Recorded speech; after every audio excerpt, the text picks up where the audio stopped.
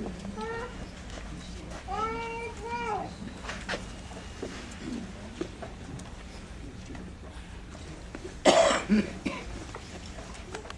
go ahead and get started. Ron, try to go first? Sure. Dora, wants you to go. Okay. I was going to say ladies first. I was brought up in the South.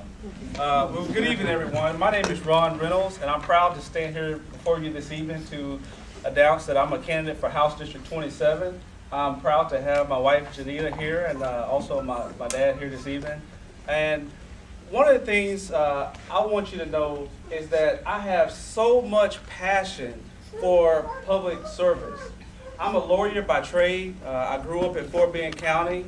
I went to Blue Ridge Elementary, so I have a lot of love and admiration for Fort Bend County.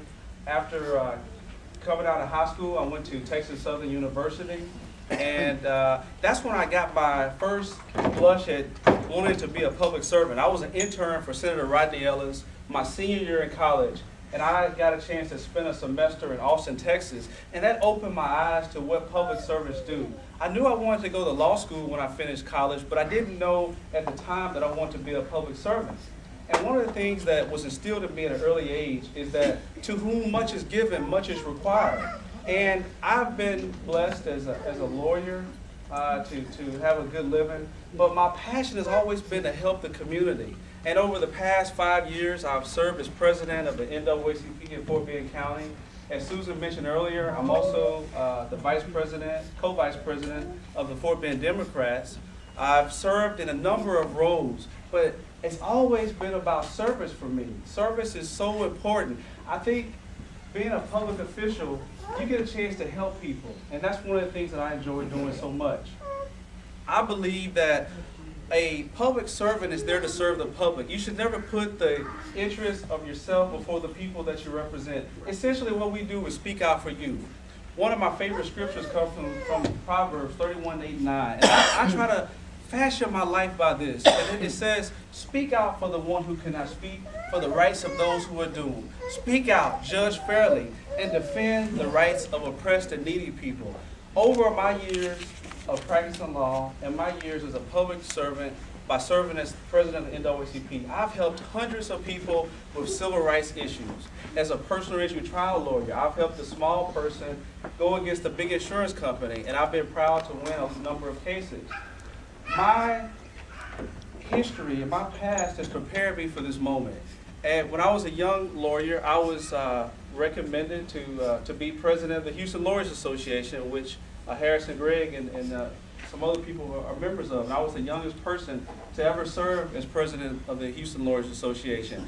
Mayor Lee P. Brown appointed me as an associate municipal judge for the city of Houston. And at the time, I was the youngest person to ever hold that post. When I was in college, I served as president of the Student Government Association. In law school, I served as president of the Black Lawyers and also the Minority Law Student Association. So every step of my life, every organization I've been a part of, I've been encouraged to run for president of that organization. I think my leadership, my track record will help me to be an effective legislator, to help bring accountability to Fort Bend County. My goal and my platform is very simple: education, healthcare, and economic empowerment. Education is my passion. I believe that our children are our future. We have to help our teachers to educate our kids. Teachers are so frustrated right now because they're teaching to the test. They are not being able to be free to teach the fundamentals. And I think my time is up. Thank you very much.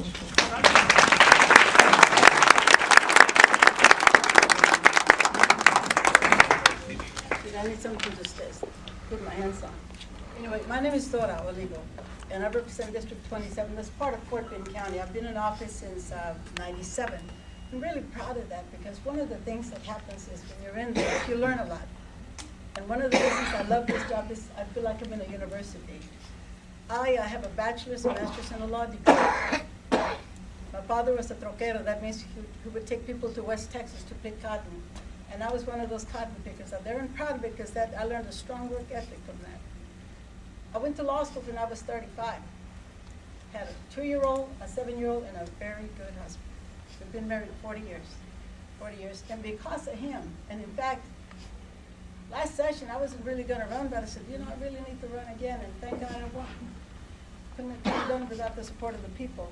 Because my husband, he's getting a little bit tired, been married 40 years, been active 35 years in community.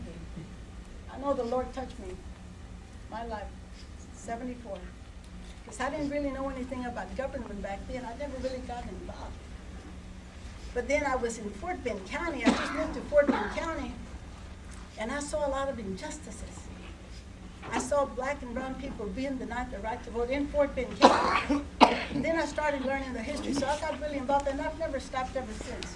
I've been involved in a lot of leadership positions, been in office since 97. Since 97. I've been able to work on some really serious issues, but not just the issues that I'm interested in, which is education, but issues that people bring to me, like landfills. We've been fighting the landfill right now. Very few people have stood with us to fight that landfill. Very few organizations have stood with us to fight that landfill. We have to build an organization. We're in the process of settling. It's a landfill on the east end of the county. I have an 8th grade on the environment. That just doesn't come, it's because I vote really good on the environmental issues, got a really good voting record on labor issues.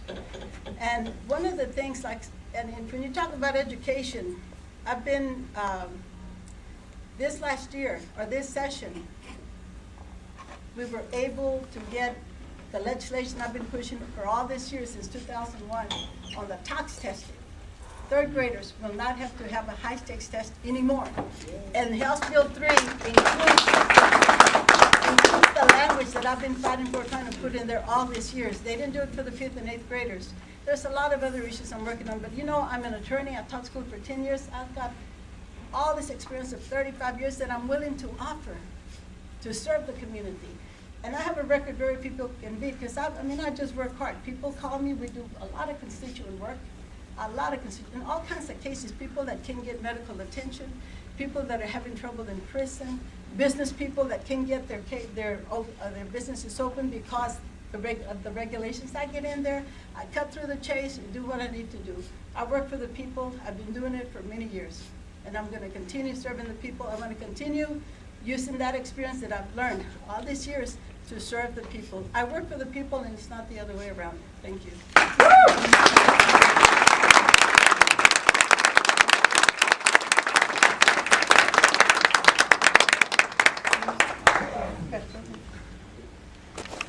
Question for you guys.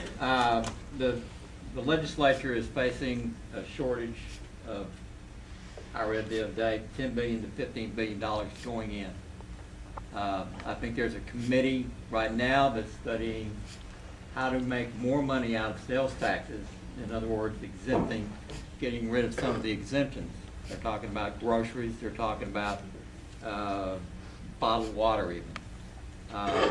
What are your thoughts along those lines? How are you going to make that $10 to $15 billion shortage walking in?